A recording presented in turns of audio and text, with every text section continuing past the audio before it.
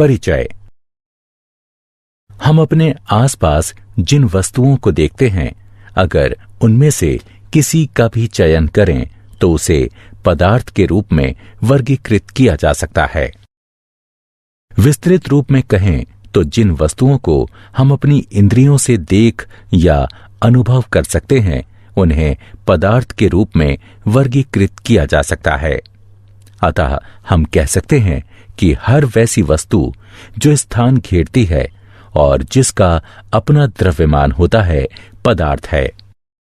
Cake का टुकड़ा, पत्थर, किताब, दूध, गुब्बारे आदि सभी स्थान घेरते हैं और सबका अपना द्रव्यमान होता है। इन्हें पदार्थ के रूप में वर्गीकृत किया जा सकता है। पदार्थ की 3 अवस्थाएं हो सकती हैं: ठोस, द्रव और गैस।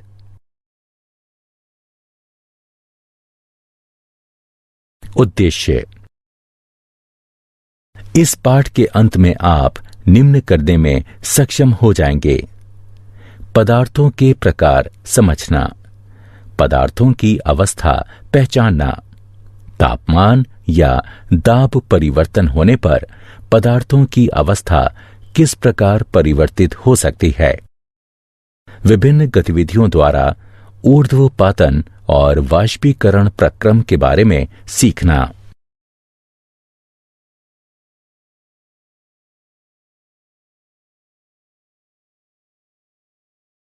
पदार्थों का भौतिक स्वरूप। सभी पदार्थ का निर्माण सूक्ष्म कणों से हुआ है।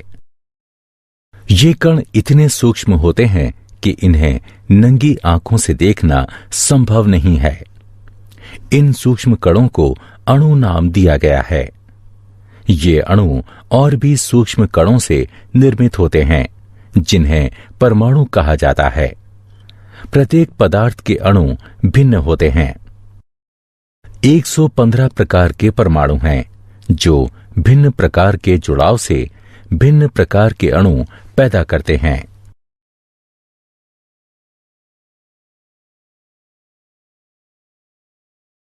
पदार्थ के कणों के अभिलाक्षणिक गुण।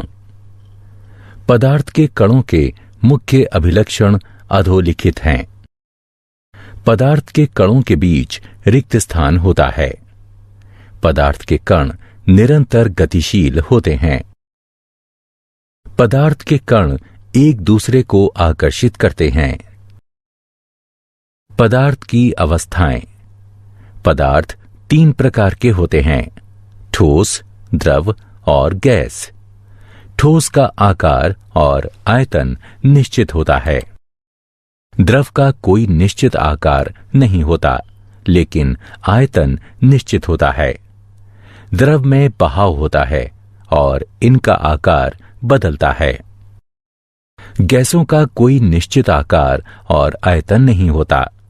ठोसों एवं द्रवों की तुलना में गैसों की संपीड्यता काफी अधिक होती है। तापमान का प्रभाव। आइए जानें कि ठोस, द्रव और गैस पर तापमान का क्या प्रभाव होगा। तापमान बढ़ाने पर गतिज ऊर्जा बढ़ जाती है। तापमान बढ़ने से ठोस द्रव में परिवर्तित यानी संगलन हो जाता है और द्रव गैस में परिवर्तित यानी वाष्पीकृत हो जाता है। गैस, द्रव और ठोस शीतलन या तापमान के घटने से संशोधित हो जाते हैं। केल्विन तापमान का एसआई मात्रक है। दाब का प्रभाव। पदार्थ के ठोस, द्रव और गैस अवस्थाओं पर दाब परिवर्तन का उल्लेखनीय प्रभाव पड़ता है। दाब बढ़ाने से गैस द्रव में परिवर्तित हो सकती है। इस प्रक्रम को संघनन कहते हैं। दाब बढ़ाकर द्रव को ठोस में परिवर्तित किया जा सकता है। इस प्रक्रम को ऊर्ध्वपातन कहते हैं। इन अवस्थाओं को शीतलन से या तापमान को घटाकर पुनः परिवर्तित किया जा सकता है। क्या आप जानते हैं हमारे ब्रह्मांड में कुल मिलाकर पदार्थों की 7 अवस्थाएं हैं। गैस से ऊपर पदार्थ की चौथी अवस्था प्लाज्मा है। प्लाज्मा आयनित गैस है। ये एक ऐसी गैस है जिसे एक बिंदु तक अत्यधिक गर्म करने पर इसके कुछ इलेक्ट्रॉन अपने केंद्रकों से टूटकर दूसरे केंद्रकों से जुड़ जाते हैं। तारे प्लाज्मा से बने हैं और आग प्लाज्मा है। प्लाज्मा से ऊपर पदार्थ की 5वीं अवस्था किरण है। किरण और दूसरी पदार्थ की 4 अवस्थाओं में अंतर यह है कि ठोस, द्रव्य, गैस और प्लाज्मा के कण हर दिशा में गति करते हैं, जबकि किरण के कण तालमेल से एक दिशा में गति करते हैं। इन 5 पदार्थ की अवस्थाओं से अलग एक अवस्था ऐसी भी है जो इन सभी अवस्थाओं से नीचे है। ये अवस्था है शून्य पदार्थ की अवस्था। शून्य पदार्थ की अवस्था BEC या बोस-आइंस्टीन कॉन्डेंसेट के नाम से जानी जाती है। यह सबसे ज्यादा संघनित सभी पदार्थों का संघनन है। सारांश। आइए हमने जो कुछ सीखा है उसे संक्षेप में दोहराएं। सभी पदार्थ सूक्ष्म कणों से निर्मित हैं।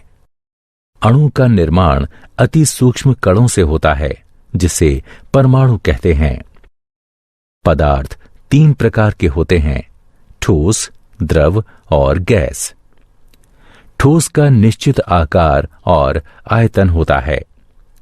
द्रव का आयतन निश्चित और आकार अनिश्चित होता है।